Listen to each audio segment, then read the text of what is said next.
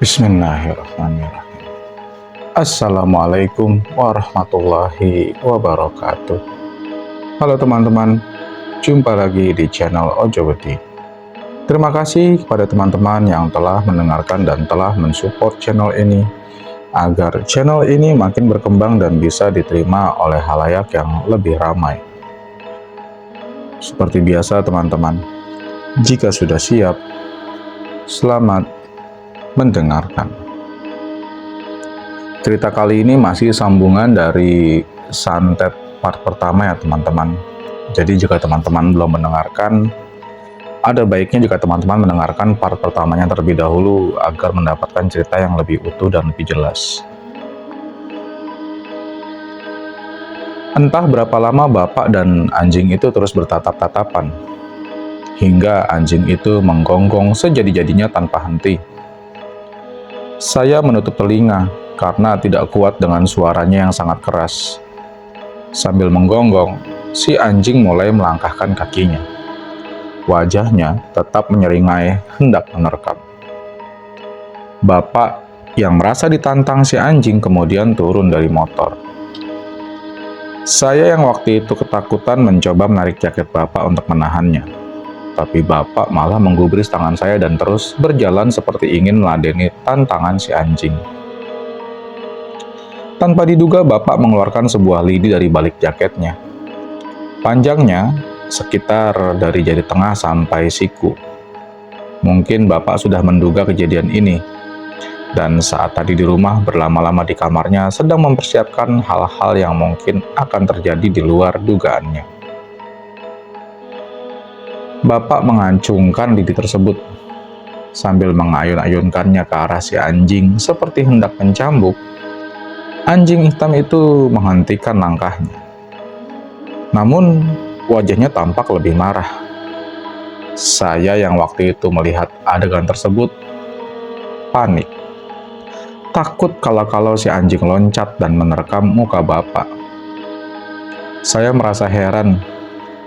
Bagaimana bisa bapak melawan seekor anjing yang tampak ganas dengan sebatang lidi? Tapi rupanya ilmu saya terlalu cetek untuk memahami tingkah bapak. Setelah terus-menerus bapak mengayun-ayunkan lidi itu, si anjing hitam secara perlahan mundur. Tapi wajahnya terus menyeringai. Tampak air liurnya keluar menetes dengan deras dari mulutnya yang lebar. Beberapa kali si anjing mondar-mandir ke kiri dan ke kanan, tapi tatapannya tak pernah lepas dari bapak, seperti hendak mencari celah untuk menyerang. Kali ini bapak mulai memberanikan diri meloncat ke depan hendak mencambuk si anjing hitam. Namun dengan gesit si anjing mundur, menghindari cambukan bapak yang kemudian berlari ke belakang. Seringai seram si anjing mulai hilang.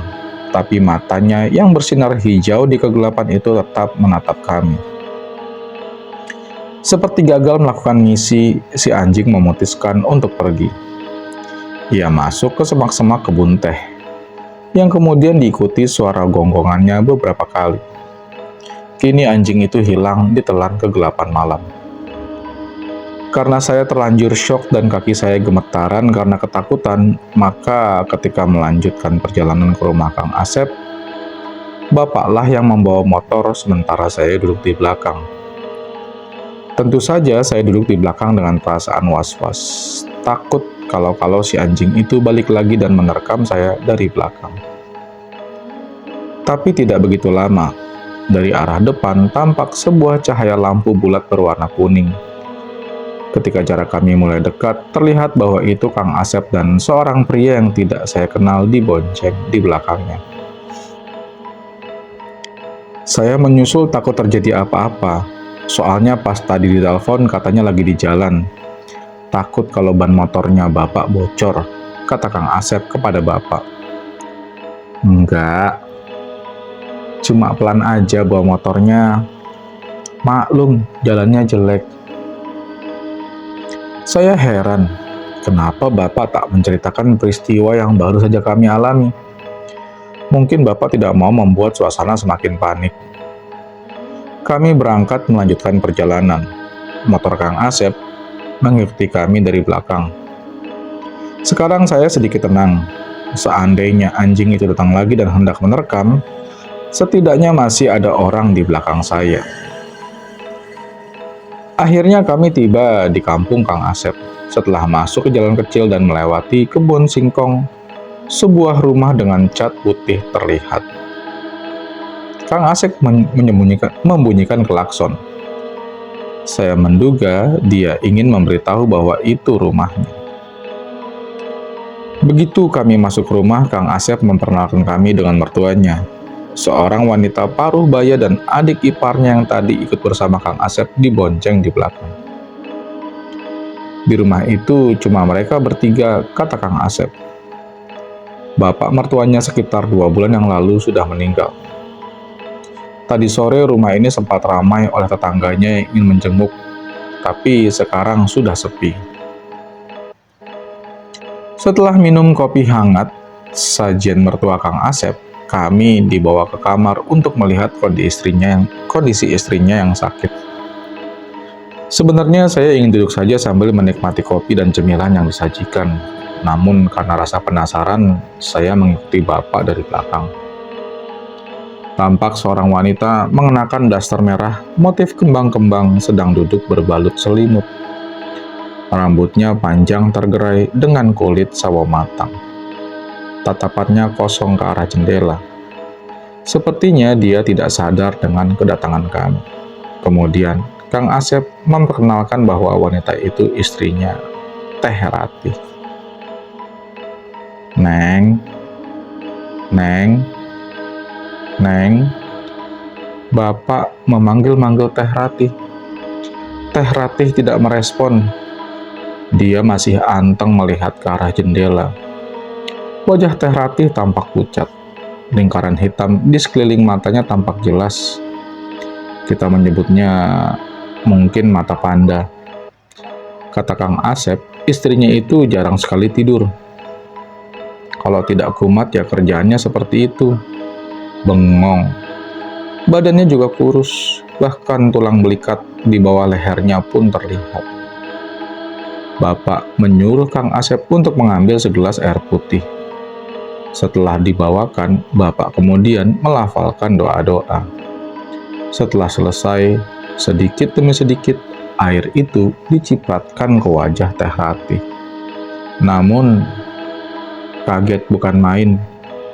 Semua orang yang ada di kamar itu, termasuk saya, ketika melihat reaksi Teh Ratih saat menerima cipratan air doa dari Bapak. Tangannya menyambar gelas yang sedang dipegang Bapak, hingga terpental ke arah tembok. Bunyi denting gelas terbentur, cumikan telinga, hingga pecahan kacanya berhamburan kemana-mana. Bahkan hampir saja mengenai mata mertua Kang Asep. Teh Ratih berubah ekspresi yang tadinya kalem dan kosong kini tampak marah. Matanya melotot sempurna. Giginya menyeringai, bahkan terdengar gemelutuk dari gigi yang ditekan secara berlebihan sehingga terasa ngilu bagi kita yang mendengar. Deru nafasnya semakin kencang seperti orang yang sedang menahan amarah. Teh Ratih menyender ke tembok seakan sedang ancang-ancang untuk menyerang. Jari tangannya terus mencakar-cakar tembok, membuat ngilu bagi yang melihat apalagi mendengar suaranya.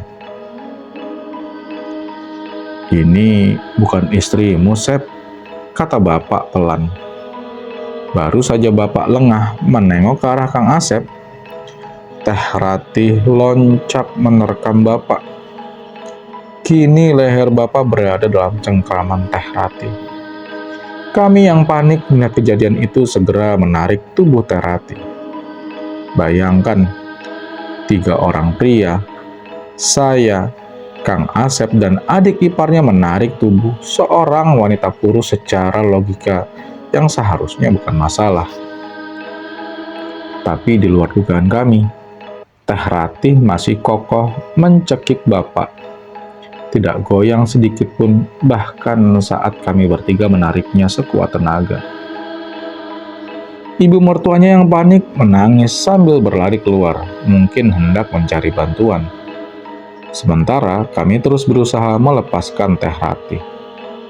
Muka bapak tampak merah, nafasnya tersengal-sengal, tapi bibirnya tampak berkomat-kamit mungkin sedang melafalkan doa. Teh Ratih mendekatkan wajahnya ke arah bapak hingga mulutnya hanya berjarak beberapa sentimeter saja dari muka bapak. Dan tanpa disangka-sangka, dia berteriak sejadi-jadinya. Kami yang sedang berusaha menarik tubuh Teh Ratih refleks menutup telinga. Setelah berteriak, Teh Ratih loncat ke arah depan melepaskan cengkramannya.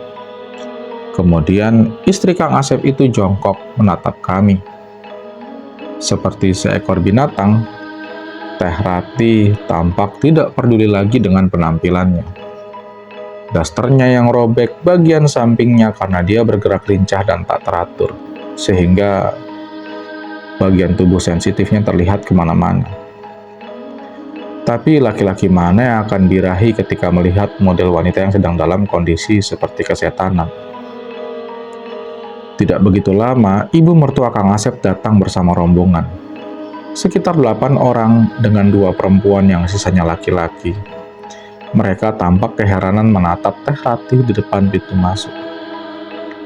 Saat lengah itulah bapak menyentuh kepala Teh Ratih tepat di bagian jidat. Bapak mencengkramnya dengan kuat. Teh Ratih berteriak-teriak, merontak, bahkan tak segan untuk mencakar dan menendang tubuh bapak. "Bantu saya, pegang tangan dan kakinya," teriak bapak kepada kami. Sontak semua pria yang ada di sana ikut membantu. Walaupun tangan dan kakinya sudah dipegang kuat, tapi tampaknya Teh Ratih masih berusaha melawan bapak dengan memajukan mulutnya untuk menggigit. Mungkin saking kesalnya karena gigitannya tak juga kena, Teh Ratih meludahi bapak beberapa kali. Tapi bapak tak gentar dengan serangan yang dilakukannya. Hingga akhirnya, Teh Ratih tergolek lemas tak berdaya. Setelah keadaan tenang, Teh Ratih ditidurkan kembali di atas ranjang. Menurut bapak, yang ada di dalam tubuh Teh Ratih bukan nyawanya sendiri, tapi mungkin setan suruhan seseorang. Sedangkan nyawa Teh Ratih tersesat berkeliaran. Saya kira kejadian itu hanya terjadi dalam film saja. Ternyata nyawa bisa juga keluar dari tubuh kita dan tersesat. Entah benar atau hanya mengada-ada dengan apa yang diucapkan bapak.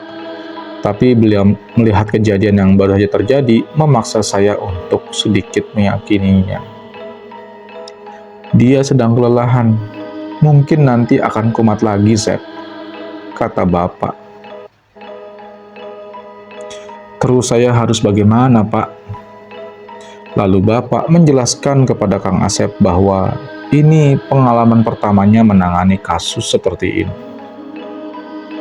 Dulu memang kejadian seperti ini pernah terjadi, tapi bapak hanya sebatas meyakinkan saja, hanya sebatas menyaksikan saja, tak ikut andil dalam mengobati. "Kita harus melakukan upacara ngajemput lelembut," kata bapak kepada Kang Asep. Istilah ngajemput lelembut ini, kalau dalam bahasa Indonesia bisa diartikan menjemput nyawa. Menurut bapak, dahulu konon upacara ini sering dilakukan atau lumrah di kampung. Karena dulu, saat kampung kami masih benar-benar hutan dan masih banyak tempat-tempat keramat, banyak orang-orang yang tersesat atau linglung tak bisa pulang. Padahal secara penglihatan lahir orang tersebut hanya tertidur. Biasanya jasadnya disembunyikan si setan di semak-semak atau bahkan di dahan-dahan pohon besar. Orang yang biasanya diisengi setan itu karena melanggar atau berlaku tidak sopan, seperti mengencingi sebuah pohon atau duduk di atas makam tanpa sengaja. Akhirnya malam itu kami memutuskan untuk diam di rumah Kang Asep. bersama bapak-bapak yang lain, tetangganya kami berbincang seru. Seakan melupakan kejadian mengerikan yang baru saja terjadi. Saya ikut nimbrung tapi tidak ikut ngobrol. Hanya menikmati kopi dan kacang rebus yang disediakan mertua Kang Asep. Hingga akhirnya tahrim berkumandang. Tahrim itu kalau di kampung saya adalah istilah untuk membangunkan orang untuk sholat subuh. Jadi biasanya seseorang datang ke masjid dan membaca Al-Quran melalui speaker. Hal itu dilakukan sampai tiba waktunya azan subuh. Di kampung saya biasanya tahrim dimulai dari jam 3:30 pagi. Saya dan bapak berpamitan untuk pulang, memburu untuk sholat subuh di rumah. Tapi sebelum pulang, bapak berpesan dengan suara pelan agar Kang Asep mengorek-ngorek halaman depan atau belakang rumahnya untuk mencari benda-benda aneh yang mungkin saja ditanam oleh seseorang. Sepulang dari rumah Kang Asep, saya tidur kebablasan. Jam 12:30 siang baru bangun, dan ketika hendak ke kamar mandi, saya melihat bapak sedang membersihkan perabot. Istilah perabot ini adalah sebutan untuk benda-benda pusaka peninggalan nenek moyang di kampung saya. Kebetulan, bapak punya warisan sebuah kujang dan pedang kecil. Lebih mirip golok sebenarnya yang dikasih dari kakek saya dulu. Konon benda-benda pusaka ini harus dibawa saat upacara nyambut lelembut. Katanya jaga-jaga kalau ada setan yang bengal hendak menyerang. Saya yang tidak ada kerjaan kemudian hendak membantu bapak untuk membersihkannya. Tapi bapak membentak saya ketika saya mau memegang kujang. Katanya tidak sembarang orang bisa membersihkannya. Benda-benda pusaka ini hanya boleh dicuci saat bulan mulut saja, dan satu lagi, ketika hendak dipakai. Itu pun saat dicuci dengan ritual atau mungkin bacaan tertentu. Terlihat bapak membersihkannya tidak digosok dengan sikat atau dicelupkannya ke dalam air, tapi dibersihkan dengan jeruk nipis pelan-pelan. Takutnya ada yang salah paham. Memandikan benda pusaka bukan berarti menyembah atau mengagungkannya. Apa yang dilakukan bapak hanya sekedar menghormati. Semoga tidak ada orang yang menganggap bahwa perbuatan ini termasuk syirik atau menyekutukan Tuhan. Setelah selesai membersihkan pusakanya, kemudian bapak menyiapkan peralatan lain untuk melakukan upacara nyambut lelembut, yaitu kain batik bermotif merak. Menurut kepercayaan di sini, merak bisa digambarkan sebagai makhluk penuntun kita dari alam gaib. 1 liter beras yang menyimbolkan hasil bumi untuk membedakan dunia nyata dan gaib. Sebutir telur ayam kampung yang menyimbolkan kelahiran atau awal kehidupan baru. Rencananya nyambut lelembut akan dilakukan setelah sholat Isya. Jadi nanti malam bapak akan ke rumah Kang Asep lagi. Saya yang awalnya tidak mau ikut karena takut terjadi hal-hal aneh lagi di jalan, tapi tak tega melihat bapak pergi sendirian. Jadi saya memutuskan untuk ikut lagi dan berharap kali ini semua normal-normal saja. Setelah melaksanakan sholat maghrib, sekitar jam 6:30-an Kang Asep datang ke rumah. Mungkin maksudnya untuk menjemput bapak. Tapi bapak tidak mau berangkat sebelum azan Isya tiba. Saya tidak tahu apa maksudnya. Akhirnya Kang Asep menunggu sambil berbincang bersama ibu dan saya di ruang tamu. Sementara bapak masih sibuk menyiapkan barang-barang tadi siang yang hendak dibawa. Setelah azan berkumandang dan menunaikan sholat Isya, bapak menghampiri kami di ruang tamu. Dia duduk sambil menyalakan sebatang rokok. Sumpah, baru kali ini saya melihat bapak merokok. Karena setahu saya bapak itu bukan seorang perokok. Dan yang bikin saya heran lagi, rokok yang dihisap bapak adalah rokok lama merek Sriwedari. Sekedar info, rokok merek Sriwedari ini biasanya bagian dari persembahan ketika upacara adat. Seakan mengerti dengan tatapan Bapak, Kang Asep kemudian mengeluarkan sesuatu dari saku jaketnya. Sebuah benda yang dibungkus plastik bening. Sebuah bungkusan kain putih yang berbentuk pocong kecil. Ukurannya kira-kira sebesar lilin. Seakan mengerti dengan tatapan Bapak. Ini ditemukan di pojok rumah saya, Pak. Dikubur di bawah batu. Saya curiga karena seingat saya tak pernah menaruh batu di halaman, kata Kang Asep kepada Bapak. Buka, Sep, perintah Bapak. Kemudian Kang Asep membuka bungkusan pocong itu. Di dalamnya terdapat harupat. Harupat itu bentuknya seperti lidi namun berwarna hitam. Harupat adalah bagian dari batang pohon aren, juga sebundel rambut kusut dan sebotol cairan merah yang saya tak tahu apa namanya. Tapi yang pasti itu bukan darah. Warna merahnya bening. Tampak seperti minyak angin cuman tidak berbau saja. Orang ini niat banget pengen celakain kamu. Hanya orang yang benar-benar sakit hati yang melakukan ini, Sep, ucap Bapak. Kemudian ia mengisap rokoknya dalam-dalam, tampak sangat menikmati sekali. Saya sudah ingat-ingat, Pak, tapi perasaan saya tidak pernah berurusan serius sama orang. Entah benar atau bohong yang diucapkan Kang Asep. Walaupun secara logika tidak mungkin orang menyerang tanpa sebab kecuali orang gila. Dan orang gila tidak mungkin isengnya sampai seniat ini, pikir saya. Ya sudah, gak usah diinget-inget. Nanti tambah mumet. Yang penting sekarang istrimu bisa pulih lagi, jawab Bapak dengan santai. Bapak mematikan rokoknya yang tinggal setengah.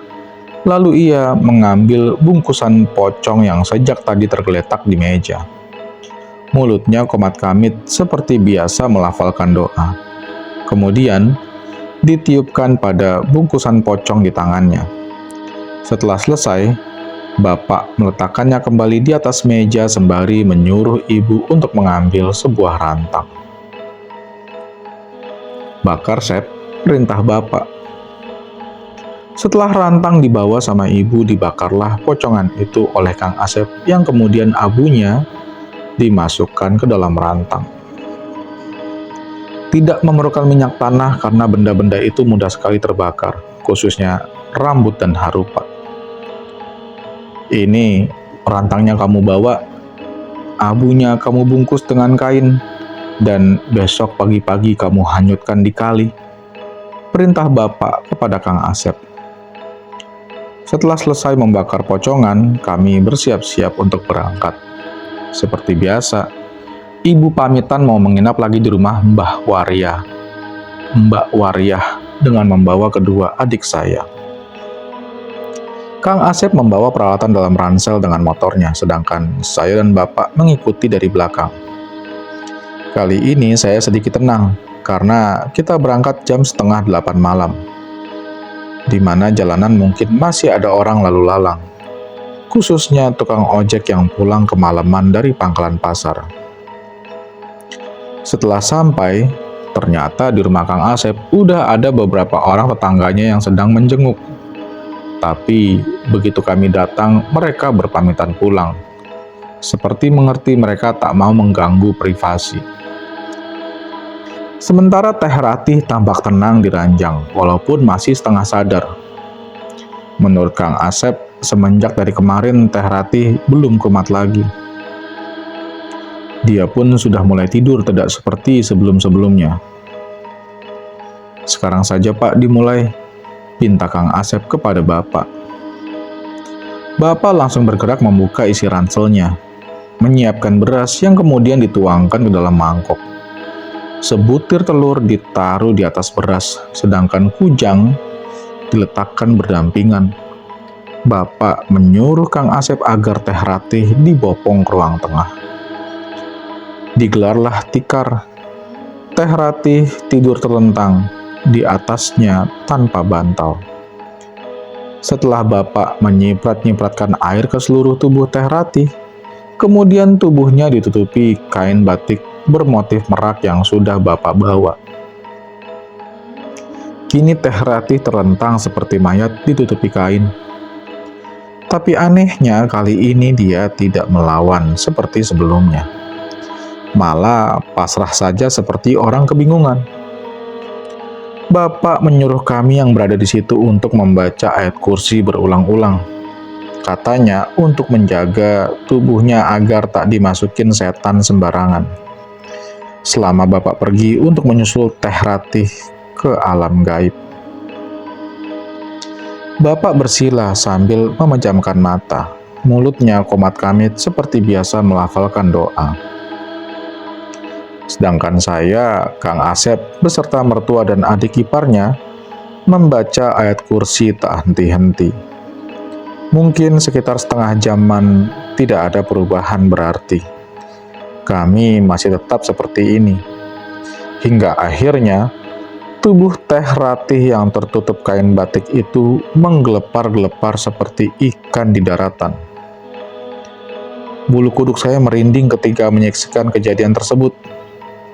Kami yang berada di belakang Bapak saling menatap kebingungan.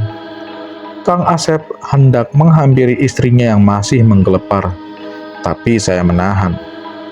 Saya mengingatkan mungkin sebaiknya kita tidak melakukan apa-apa dulu sebelum mendengar perintah selanjutnya dari Bapak. Maka kami pun melanjutkan membaca ayat kursi seperti yang diperintahkan tadi. Tidak begitu lama, sekitar 20 menitan, tiba-tiba tubuh Teh Ratih bangun. Dia menarik nafas panjang seperti seseorang yang baru saja tenggelam di dalam air. Sontak, kami semua loncat karena kaget. Terutama mertua Kang Asep yang sudah tua, mengucapkan istighfar beberapa kali sebelum mengelus dadanya. "Kang," begitu sadar, Teh Ratih langsung memanggil suaminya. Kemudian ia bangun dan memeluk ibunya yang masih merasa kaget. Kedua wanita itu saling berpelukan sambil menangis. Setelah semuanya kondusif dan Teh Ratih tersadar, kami duduk di ruang tengah. Kang Asep yang mungkin penasaran bertanya kepada istrinya apa yang terjadi selama ia sakit. Maka Teh Ratih mulai menceritakan pengalaman horornya kepada kami. Menurut Teh Ratih, kejadian itu berawal di suatu hari sebelum ia sakit. Waktu itu jam 11 malam. Ia masih ingat karena saat menonton TV dan merasa ngantuk. Maka setelah melihat jam, ia memutuskan untuk tidur. Teh Ratih sendirian di rumah karena Kang Asep mengantar nanas pesanan ke daerah Purwakarta waktu itu. Ketika Teh Ratih baru beberapa menit menutup mata, terdengar suara ketukan di pintu. Kemudian ia bangun dan membuka pintu. Terlihat dua orang pria berdiri di depannya. Yang satu menggunakan kaos oblong dan yang satu lagi mengenakan jaket kulit. Dengan nada terburu-buru, pria yang mengenakan jaket memberitahu bahwa Kang Asep kecelakaan dan dipastikan tewas. Jasadnya sekarang berada di rumah sakit. Teh Ratih yang mendengar kabar tersebut merasa kaget. Ingatannya mungkin berada pada titik sadar dan tidak sadar. Lututnya merasa lemas dan ingin pingsan. Bahkan ia menangis berteriak-teriak. Kedua pria itu mencoba menenangkan Teh Ratih. Menurut Teh Ratih, kalau dipikir, sekarang ya tidak masuk akal katanya. Waktu itu ia menangis cukup kencang sambil berteriak-teriak memanggil Kang Asep. Tapi anehnya, tak ada satu tetangga pun yang datang. Setelah Teh Ratih merasa tenang, kedua pria itu menyuruhnya untuk bersiap-siap pergi ke rumah sakit. Teh Ratih mengikuti saja semua perintahnya. Mungkin karena dia sudah merasa syok duluan mendengar suaminya meninggal. Dan ketika Bapak bertanya bagaimana dia pergi ke rumah sakit bersama kedua orang itu, Teh Ratih mencoba berpikir dan mengingat-ingat. "Naik delman, Pak." "Astagfirullah, saya baru ingat. Jawab Teh Rati yang kemudian mukanya berubah menjadi ketakutan. Kalau dipikir secara logika, tak mungkin pergi ke rumah sakit menggunakan delman. Bagi yang belum tahu, delman itu adalah kereta kuda, atau di daerah lain disebutnya andong. Mungkin tak sadar karena selama perjalanan Teh Ratih menangis hingga akhirnya ia berhenti di tengah jalan. Kedua pria itu izin untuk pergi buang air kecil. Tapi cukup lama pergi, kedua pria itu belum juga datang. Teh Ratih yang dari tadi merasa sedih hingga menghiraukan sekitar kini mulai tersadar. Ia mulai merasa takut, bahkan ketika menengok kiri dan kanan, ia merasa awam. Jalanannya bukan jalanan yang biasa ia lewati, dan baru tersadar bahwa ia berada di tengah hutan. Bayangkan, di tengah hutan sendirian, duduk di atas andong hanya ditemani lampu kelenting yang bergelantung di depan. Bahkan, kuda yang tadi mengangkut andongnya juga mendadak hilang. Teh Ratih, yang tak bisa berbuat apa-apa ketika dia ditinggalkan kecuali menangis sendirian, mencoba turun sambil memanggil-manggil kedua pria tadi. Tapi nihil, tidak ada jawaban. Teh Ratih kebingungan. Dia mau teriak tapi takut karena di hutan itu nggak ada siapa-siapa. Mau jalan takut tersesat. Akhirnya dia memutuskan untuk diam di atas andong. Kini pikiran Teh Ratih tak lagi fokus pada kabar kematian suaminya. Ia sekarang malah bersedih karena nggak bisa pulang. Bersambung dulu ya teman-teman. Jangan lupa untuk terus mengikuti ceritanya di channel Ojo Wedi. Akhir kata, wassalamualaikum warahmatullahi wabarakatuh.